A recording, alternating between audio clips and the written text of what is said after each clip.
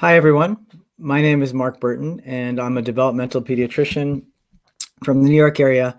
I was asked to talk for about 20 minutes today on maybe a framework for developing resilience for ourselves as parents, teachers, working with children, setting up a framework maybe for how we can start to support the children we're working with in that way, the children we're living with in that way. And what I'd like to do today is touch on a little bit about what we know about the science of resilience, some suggestions for some organization we can do at home, and maybe do it in a way, I hope, that helps us all feel a little more settled during these really unsettling, intensely difficult times. One of the things I think we can reassure ourselves with sometimes as adults working with children is something I sometimes refer to as the modern science of back to the basics parenting. If we can just touch base with the fact that we're covering some of those things that have been routine for generations, we can also reassure ourselves that we're really filling the needs for most children. So the way I sometimes think of resilience, which is the capacity to bounce back or stay strong under adversity, is having three main components. And the first one is something that we can start with in any situation, really, which is something that the presenter, Robert Brooks, the great speaker, really wonderful person, talks about as having one charismatic adult, at least one charismatic adult in your life. Because one of the foundations of resilience is simply having consistent, emotionally strong, positive relations in your life. And that may seem common sense, and yet we can really begin to touch base and recognize that it's a pillar of resilience. It's a foundation of resilience. And in a moment of time when not necessarily everything's under our control, when we can't necessarily have clean answers to everything we need to be doing, just coming back to making sure we're dedicating ourselves to that type of time with our children when we can, even if we're working parents and we're being pulled many different ways, really just valuing those moments and reinforcing every day in some way that emotional connection is one piece of building resilience in children overall.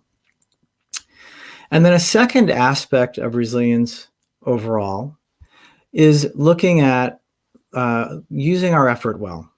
And there's different ways to think about this. In early childhood, this aspect of resilience relates to a concept many of you may be familiar with called mindset. And mindset is just the perspective of teaching children that it's their effort that matters most in life, that it's their effort that's going to get them places, instead of encouraging them to rely on perfectionistic goals or fixed traits in themselves, like how smart they are or how smart they perceive themselves. We can focus them on effort. And there's a different way to look at that a little as adults sometimes, which is just recognizing that in many situations, there's only so much we control. And right now, in the middle of this chaotic, overwhelming situation, we can come back to what are the basics that we want to be reinforcing for children? What is it that they're going to be looking for from us? Where should we be putting our effort? And for most families, for most children, if you're a teacher working with students and there's a way to reinforce this, that begins with just consistent structure and routine. Open-endedness day to day is going to become wearing over time. I'm already speaking to a lot of families who seem like that there was almost like a initial novelty period as this all began, where it seemed like it might be almost easier than it's become already. It's starting to wear on people. So we can really come back to what are the routines and structure we can set for our children that are going to help them stay strong. And again, there's nothing that esoteric about it. Consistent bedtime routines, an emphasis on exercising every day if possible. Really, in almost any situation that can be valuable, and we can make it happen in some small way. One trick that some people are using is really emphasizing that for children being taught at home right now, it's not like a vacation from school. It's a home school day, and it's kind of natural for children to think of recess and gym as part of their day, because exercise has been shown to support mental health almost as much as it's been shown to support physical health. So again, in terms of establishing that foundation of resilience for any family or any situation we're in, it starts with relationships. And then we can really reassure ourselves that a lot of it has to do with the structure and routine we can create. Of course, right now, one of the challenges many of us are facing is that split between we have so many different responsibilities as an adult, and sustaining that structure can be hard. We only can do what's realistic. But even when we're trying to juggle different aspects of our life that way, when we can create some structure that looks like a school day for our children, one of the things you may find is they're able to be a little more independent and a little more focused on their own. So if they have an assignment, you might set them up to do math from 8 till 8:30 or 8 till 9 or something like that. And because it's a shorter amount of time and more directive, maybe carve out some time where they're able to work independently, and then you're able to get some work done too. So the second aspect of resilience, when I look at it this way, is really putting our effort, evaluating our effort, and putting it where we see it to be most valuable in any moment. But the majority of what I wanted to talk about today, what I was asked to talk about today, is a third part of resilience that I think is very important to understand and very different in different situations, which is that in order to manage a situation well, in order to sustain effort, in order to do all the things we need to do to handle the problems that life throws us, we also generally need some skills to do that. Effort alone really isn't what gets us through most situations. And I know this, many people listening are probably familiar with the science of reading. And I think it's a perfect example of where, sure, some children learn to read through effort, through just the repetition and doing it. But there's a really distinct science to reading. And that if we teach skills that support reading and combine that with strong effort, children are going to go farther when it comes to reading. And when it comes to day-to-day life, we can talk about another skill set, not the talk for today, called executive function. Executive function is a developmental path that basically means our self-management skills, our ability to focus and behave well and manage time and manage long-term thinking and really just coordinate and plan. It's quite a vital skill set in early childhood, and it develops over childhood. It matures into adulthood. And in some situations, in many situations, and it's important to understand, how do we build executive function in life? Because executive function are our problem-solving skills. It's our ability to manage a classroom when things get challenging. So in many situations, skills are a third foundation of resilience in essence, because we need certain skills to handle the things that life throws our way. But what I was asked to focus on today is the emotional aspect of everything that's going on. There's so much uncertainty in life, and uncertainty triggers all of us. There's stress to it, there's fear to it, there's all these emotions that threaten to swamp us. Clearly, none of us are going to be at our best if we're feeling, for our children, if we're feeling overwhelmed in that way. So when we look at things that way, and starting as an adult, how can we work, what are the ways we can work on managing our emotions differently? And the one I want to focus on today is a term many of you may have heard of lately, which is mindfulness. What does mindfulness really mean? And how does it relate to emotional skills? And we're going to start with adults today. Maybe we'll have an opportunity some other time to talk about mindfulness specifically for children. Although I would say mindfulness in general is about how we approach living our lives in different ways. So it's a way of building traits that allow us to navigate things more easily. And that's something our children will learn from directly, just from being and being around us while we're practicing in that way. So what is mindfulness then? Mindfulness is a term that gets used many, many different ways nowadays. And traditionally, the more specific definition is that mindfulness is the capacity to be aware of what's going on in our lives, more moment to moment, with a kind of unbiased awareness, seeing things with clarity. And it doesn't mean we're going to be calm all the time. It doesn't mean our mind is going to be still all the time. And in fact, I think it often feels like something that seems impossible to do in this moment, because people have a perfectionistic picture of it means behaving in a particular way, when in reality, mindfulness was developed exactly because of moments and times like this. The kind of theory that led into the practice, or the reason the practice developed, was because of the sense that life is always uncertain and changing, that things are always going to be thrown our way. And that as adults, working with children, really all we can do, really for any of us individually, but in terms of today's discussion, as adults working with children, or living with children or raising children, all we can do in any situation is see things with as much clarity as possible, and then aim to navigate whatever we encounter as well as we can. So the premise of mindfulness is simply that in any given moment in time, we're rarely giving things our full attention. Here you are listening to this webinar, hopefully seeking, to learn something a little bit about how you can support your families or support your classrooms. And almost immediately, I pretty much guarantee your mind's gone off somewhere else as well.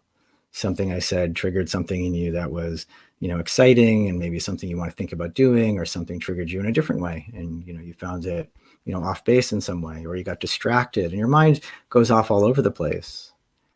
But on a very basic and practical level, the things our mind does when it goes off in those places tend to be increasing our stress.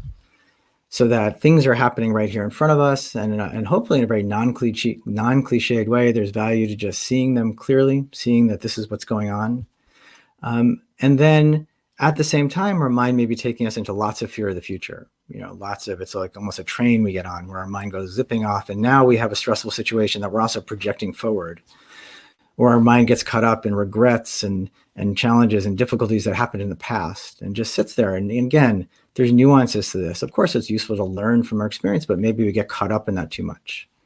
Or to continue that train analogy a little bit, for any of you, who work with kids, you're probably familiar with kids' train tracks that tend to just go round and round and round in place. And some of us, certainly I know, I'm often prone for my thoughts to be doing that. So the basic premise when it comes to mindfulness is that we can learn to manage either our inner world or our outer world differently. And the assumption is that if we can practice staying settled, practice seeing things with clarity, that over time that just becomes simpler. So it's really something anyone can do. It doesn't matter if you consider yourself a restless person or you consider yourself to have a really busy mind, because all of us do. We're just looking, to build this capacity to settle ourselves often. And why is that so important? It's important in moments like this because stress tends to make more stress in life. So if we don't put some effort into managing what our minds are kind of doing on autopilot, we end up with a situation where a stressful experience triggers a pattern of stressful thoughts. Those stressful thoughts change how we feel emotionally. Our emotional experience changes how we think. And that's been shown too. So if we're angry, we're more likely to interpret the behavior of other people as being angry around us. Although you can extrapolate that a little bit. If we act in an angry way, we act in a reactive way, that's going to change how people actually act back of us. And then that's going to escalate our experience. And these cycles can just go on and on all day long without end. Fearful thoughts trigger more fearful thoughts. Fearful thoughts trigger more fearful emotions. Many of us feel like we're very caught up in that right now in this moment. That reality clearly relates not just to stress, but to most emotions. We all have emotions all the time. There isn't much value to trying to ignore them because they exist for a specific reason. And one of the most important ways to manage emotions is to simply settle often enough to recognize the emotions we're experiencing. So part of managing emotions is awareness. It's just knowing what emotions are going on.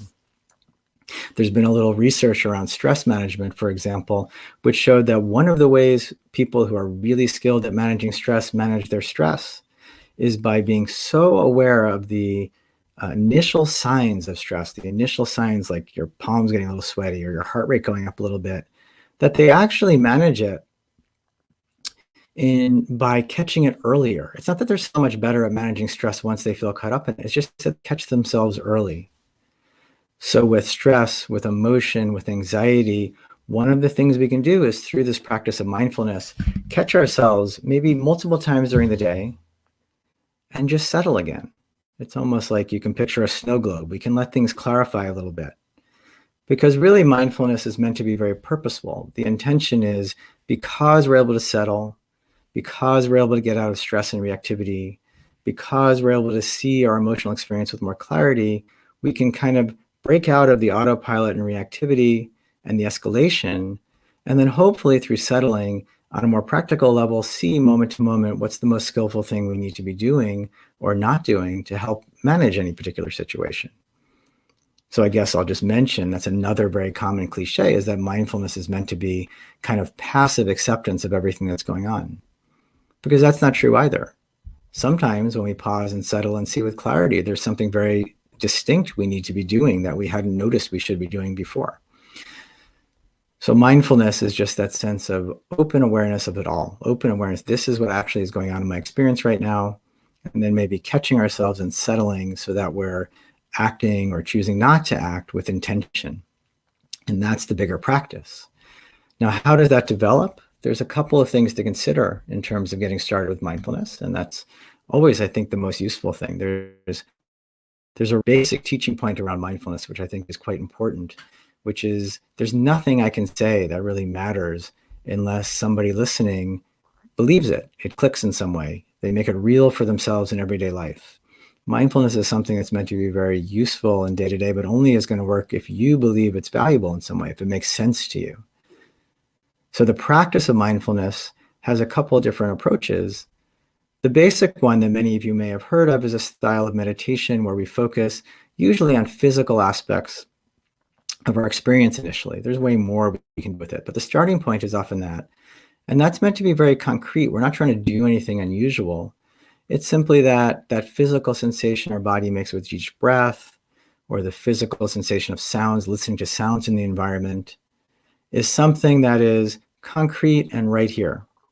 That's all. It isn't our thoughts. It's a way of grounding ourselves. It's a way of stepping back and giving full awareness, because right now our body can't be anywhere else but here.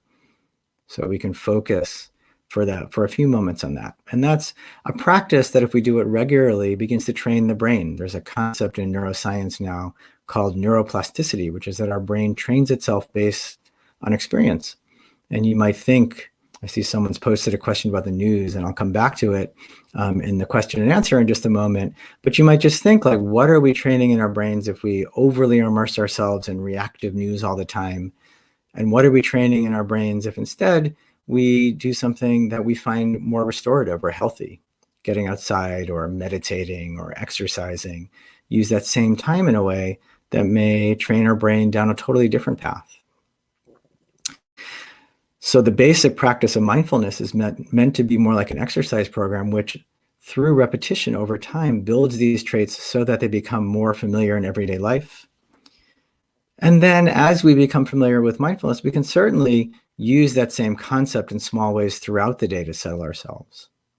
It's something our kids often pick up on quite naturally. What does it mean if, while we're hanging out with our kids, we're able to carve out, maybe it's been a very busy day, just 10 or 12 minutes with a child, and we're able to use that in essence as a mindfulness practice.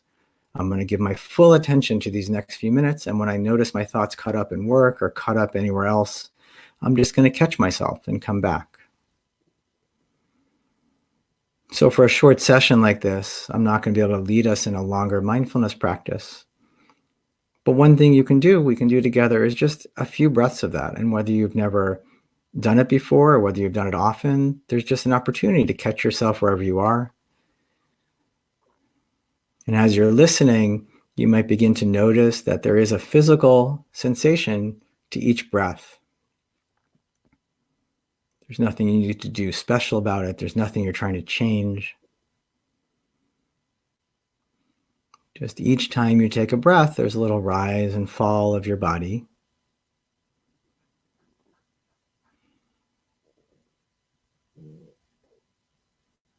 And your mind will stay busy, but as best as you're able, each time you find yourself lost in thought, come back again to that physical rise and fall.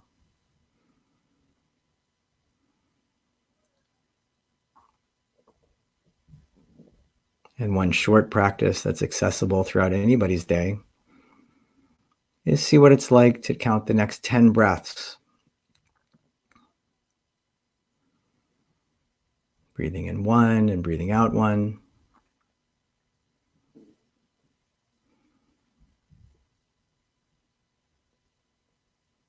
Nothing to do or fix or change right now.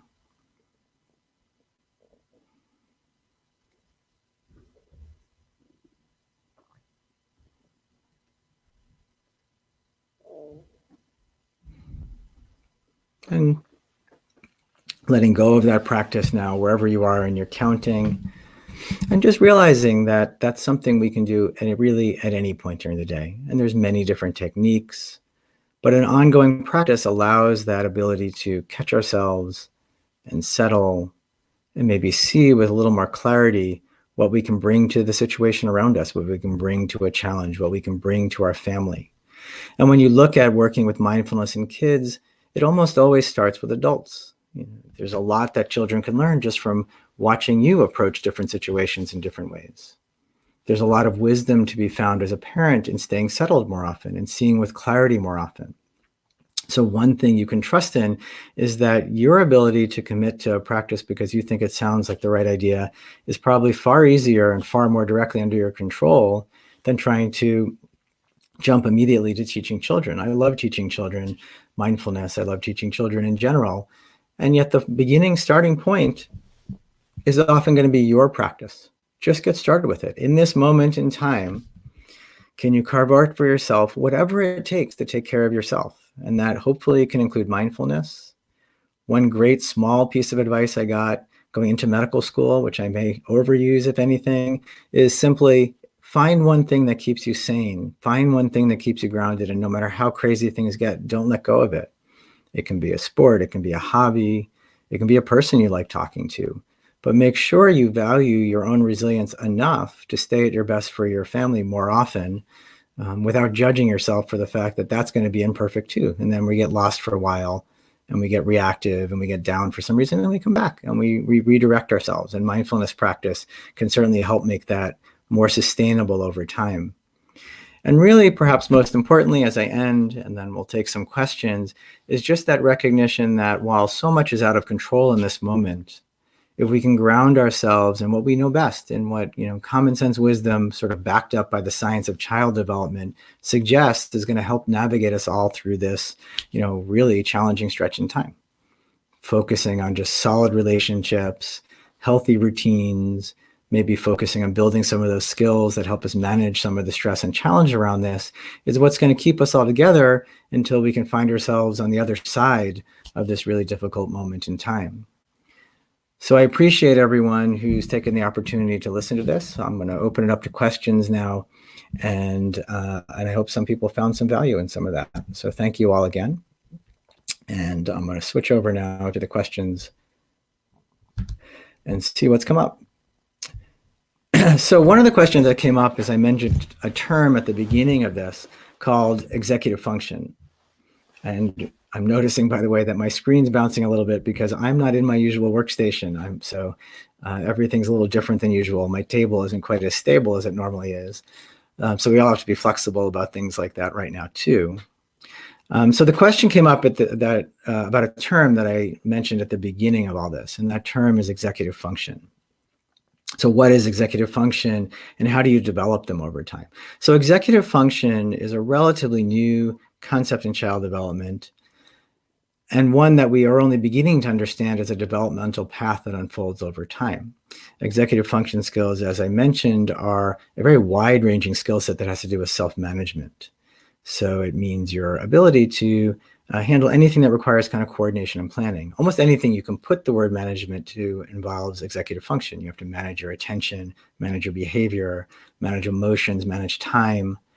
And it develops starting in early childhood all the way through adulthood, which is an important concept in this point in time in particular, because it means even teens are probably 10, 12 years away from having fully mature brains. And while it's a bell curve, it means that the average teenager is still going to rely on adults to make sure that they are living a healthy life.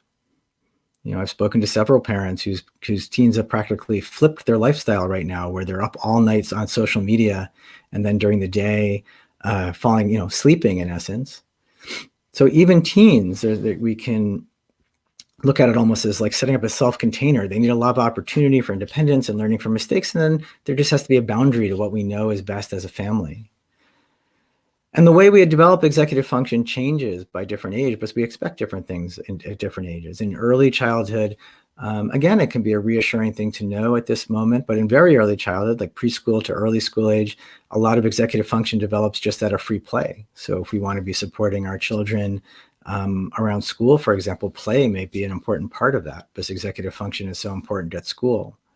As you get older, it has a lot to do with structure. Behavioral management is part of teaching kids how to manage their emotions, how to manage executive function. And the routines we set up at home help a lot too. So helping a teenager and then supporting a teenager developing project management skills supports executive function. And then one thing that helps a little bit, just to open up a totally loaded topic during the question and answer, is that managing technology helps too an awful lot. And while in this moment of time, there's going to be a whole lot more screen use than there typically is, it is important to remember that too much screen time starts cutting into healthier activities, some of which support executive function, some of which just support physical health, like sleeping and reading and exercise in itself. And that truly excessive screen use, when it's not educational screen use, so you can think about screen use right now as having almost three parts. There's a part of screen use that has to do with learning specifically. There's a part that has to do with socializing directly, like almost using screens as like a telephone for those of us who grew up with telephones. And then the third part is just like gaming and binge watching and YouTube. And there is research suggesting that those sorts of things eventually begin to disrupt attention and executive function. So all of these things, it's sort of like a balanced plate, of a healthy balanced plate of activities is going to help develop executive function in our children. So, so I hope that's a useful answer. I'm going to come over to the questions again. So there's a question about the news, and I'm glad someone brought it up, because I had actually in one draft of this thought about going right to that discussion. And one of the things we're looking at when we talk about mindfulness in general, although some of this is, you don't even have to call it mindfulness, but the concept is, one of the things is just seeing lives with clarity, getting out of autopilot and really just looking actively at the sort of choices we're making, because it's so easy to just get caught in a rut and just stay there. So mindfulness is one tool for doing that. When it comes to the news, what's really going on with the news nowadays? Well, a lot of it is just inflammatory. A lot of it, because we don't have enough information about how to manage this infection, is really just hypothetical. It's a theory that makes a good headline. And all of it really just becomes an escalation of stress eventually. There's a big line between staying informed, which is quite important, and just immersing ourselves in the news, which is its own little mental habit in essence. We just get caught up in it. We just feel like we need more. It's just this constant hook, and it's almost just throwing fuel on the fire, just over and over again. We're just escalating our stress in essence. One of the things, I was giving a similar talk to this last week, I said, which I think is probably true, is I think at this point in time, I could probably not watch the news at all and stay informed, because I'm sure every little thing that happens of any significance at all, somebody is going to send it to me directly. They're going to text me, they're going to email me. It's really hard to not be informed nowadays. So managing the news certainly has a really distinct effect on that snow globe effect. It also relates to an aspect of mindfulness and of psychology that's important to recognize, which is our brains have a tendency towards something called the negativity bias. It probably has evolutionary significance, because what it does is it keeps us safe. It's that sense of, when a whole bunch of stuff is going on, whatever seems dangerous or off is often what holds our attention most. And that's the sort of thing that keeps us up at night. So that, on an average day that might go perfectly well, there's that one thing that just sticks with us and won't go. And if we don't begin to recognize that tendency, that negativity bias can just begin to take over either days or weeks or whole stretches of our life. And it's interesting, because in today's paper, there was an article on the recent uptick over the last few weeks of websites and news feeds that are trying to emphasize some of the positive things that are still going on in life. Because between that cognitive tendency to get caught up in the negativity bias and the fact that that's sort of the design of the news nowadays, it can all just be completely overwhelming. So certainly anything we can do to manage both the news directly or manage that thought process, so you can notice that you're caught up in that negativity bias and just come back to giving full attention again to breathing, or to hanging out and playing, or to something that's more either neutral or an actual positive experience, can have huge value as it becomes more habitual. So there's a question about the breathing exercise as a family, and I think that's a great question. And there's a question about mindfulness as running. So a couple of questions about mindfulness. So what does mindfulness look like in families? Mindfulness is always about setting up routines. And that's the most important thing to recognize. Like in any given moment, it's not that we can tell someone, like, go take a few breaths, you'll feel better, because that can be almost triggering. That isn't true necessarily. What we're doing with mindfulness, hopefully, is by practicing consistently, we're building traits over time. in really young kids, the concept is sometimes described as planting seeds. It's really hard to get kids to establish a ongoing mindfulness practice young, and if we force it, we're going to turn them off, if anything. So we're probably trying to familiarize themselves. We're trying to see where it catches hold, make it playful, make it make sense to them wherever we can. And then if it starts getting to be difficult, you let go a little bit and you come back to it. So can you do this as a family breathing exercise? I think these are great things to do as a family. There's related practices too. A gratitude practice every day is a good way to help children stay resilient. In the middle of everything going on, what is there, not in a fake way, but what is there really to be grateful for today or in this moment? And if it works for your family, an unforced way to do a meditation together, that's great. A real natural way to add it to a family routine is at bedtime. And it isn't supposed to be anything in particular. If it helps your children fall asleep, that's fine. It's not the intention of mindfulness really overall. We want to be practicing, alert, focused attention. But if we can use it as a tool to help settle at night, that's totally appropriate too. So we're looking for those opportunities to do the breathing practice or other things together when that can happen. And then looking for opportunities to just familiarize children with it so they can learn from it and maybe over time build it into their own day. And it doesn't have to be the breathing practice. I and many other people have, for example, a short sound meditation for kids online. And it's just what it sounds like, so to speak, where you sit for a moment and you try to pay attention to the sounds close to you for a few seconds, and then maybe the sounds farther away, and then maybe sounds in general. It can be done lots of different ways. But again, it's an exercise in mindfulness. And certainly as you expand and work with this practice, you can use it as a way to focus on your emotions and what emotional states feel like. Or what are the physical aspects of your emotions? Like not that your emotions are literally physical, but most people experience emotions as a physical sensation somewhere in their body as well. And all of that is, an ongoing process that really just has to typically have to do with you familiarizing yourself enough as an adult that you know how to make sense of it for your own children. It has to be very individualized to their, to your household and to their age. When it comes to doing mindfulness in different activities, that's perfect. And that's done in many different ways. I think the most important nuance to it is the term mindfulness has become kind of like almost an aspect of pop psychology, but it's actually far more complex. Most of us teaching it nowadays are really using it to describe a bigger umbrella of skills than simply awareness. It includes compassion, it includes communication, it includes all sorts of different aspects of psychology that we can sort of bring into this umbrella of what we can see when we practice staying settled and beginning to understand kind of all the habits we're caught up in day-to-day mentally. At the same time, mindfulness with any activity can have value. There was a study done last year, maybe the year before, where all they did was teach people to practice mindfulness while washing the dishes. And it was shown that actually helped them manage anxiety over time.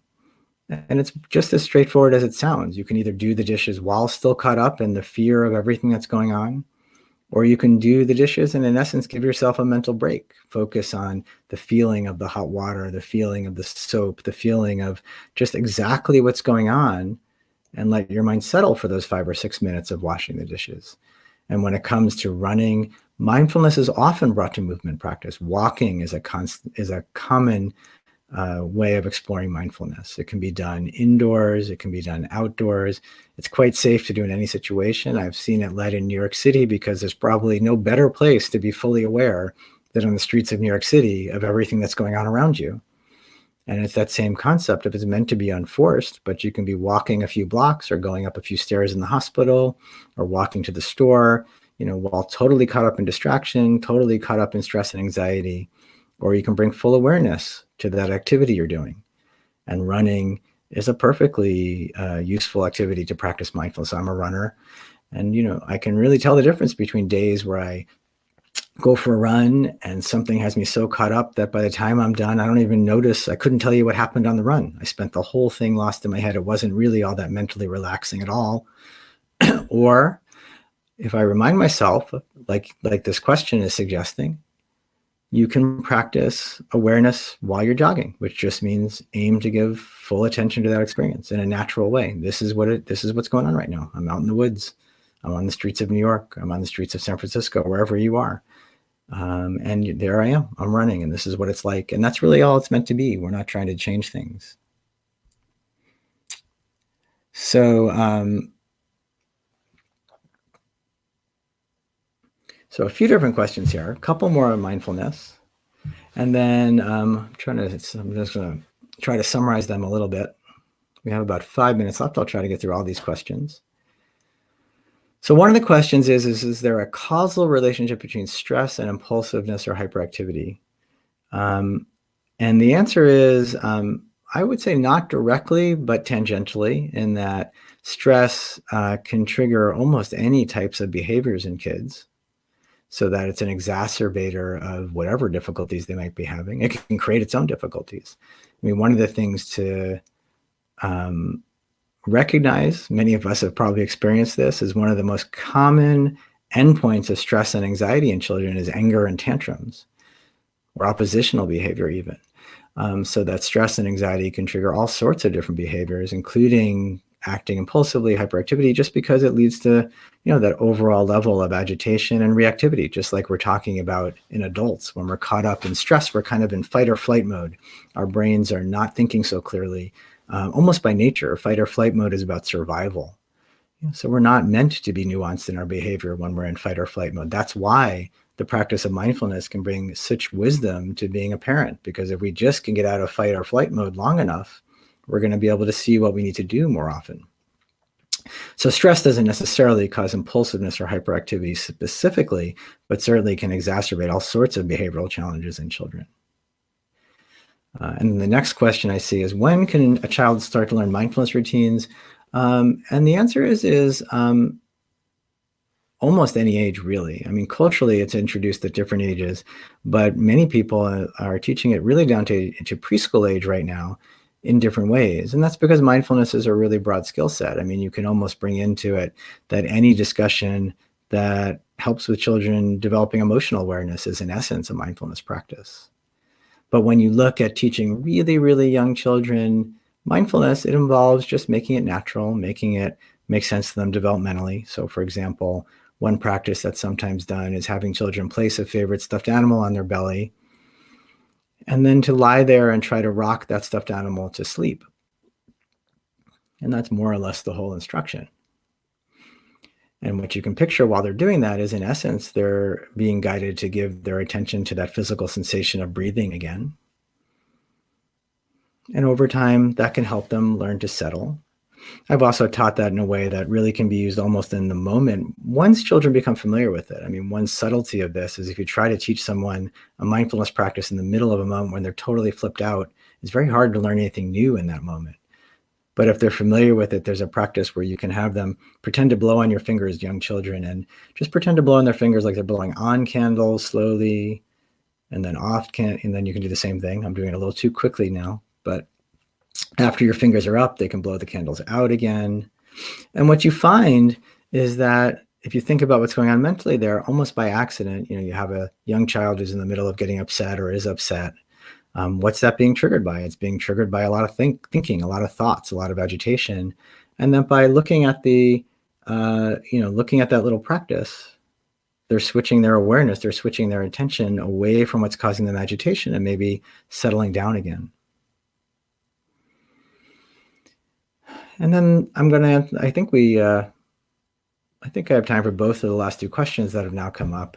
There is a question about medication usage during distant learning. And I think I'll keep the answer simple. I mean, whether the question has to do with either anxiety or attention, because I think there's a lot of nuances to it that need to be individualized. But in the end, the key word, I think, to working with most difficulties in childhood, in terms of diagnosis, for sure, but in real life, looking at why are we even discussing treatment, is that we're looking for something that is persistently disruptive and causing impairment. That's a shorthand for, what does it mean, the difference between the fact that stress and anxiety is pretty typical, and that, some kids have an anxiety disorder, or that all kids get distracted sometimes, but some kids have ADHD. The difference is that sometimes it's pretty typical. If you have it so chronically that you're chronically disrupting your own life, then, in the end, that's when we have to start thinking about a diagnosis. Medically or not medically, even when it comes to behavioral treatment, that's why we're talking about doing an intervention of any kind. So for students who are cooped up in the middle of all this, again, that concept of impairment is going to change. But yes, certainly the situation may really bring to clarity that they just can't focus. What are we going to do about that? And I'm not saying they need medication around that. There might be behavioral, that's almost like the second level of discussion. The first level of discussion is just, is something going on to the point that it needs some sort of intervention? And then you can explore all the different options that are available, which might include educational measures, behavioral measures, certainly medication. Same thing goes for anxiety. This is a really strange situation. We're all just in triage mode. We're all just doing our best. When you have someone who has a tendency for anxiety, it might be totally triggered by everything that's going on right now, and yet they may be having a harder time staying in touch with their therapist. I don't know, that may, for some individual families or children, change how medications are discussed. And then I'll just end with this last question, which is, as home learning persists, what can we do to help children sustain motivation? And I guess I would just end by saying that is, in the end, I think, resilience we're talking about. What is going to help our children stay resilient in this time is stable relationships, and that includes both relationships with us, or actively looking for creative ways to teach them and to keep them in touch with their friends online for now, and hopefully relatively soon seeing their friends again. It also has to do with structure and routine, in that the schedules we can help them create, the activities we can find for them may be a piece of helping them sustain motivation over time. And then maybe in the end, as you become familiar with it yourself, looking for what can we teach them in any moment that might be useful as well. And certainly some families, because the time right now is a little more flexible, it's so individual. Some families are totally swamped because of what their parents' responsibilities. Some parents and families are dealing with too much time. It's all just about uncertainty and change. And within that, if you can define the activities you think that would be beneficial for your children to learn from, like maybe a brief mindfulness practice, I think that can be of great value too. So I appreciate everyone who is here. Greetings to people from around the world, it sounds like. So welcome, and I'm really wishing you all well and safety, and hope you can all stay healthy over the upcoming weeks. And hopefully we will all see the end of this in a reasonable amount of time. So thank you so much.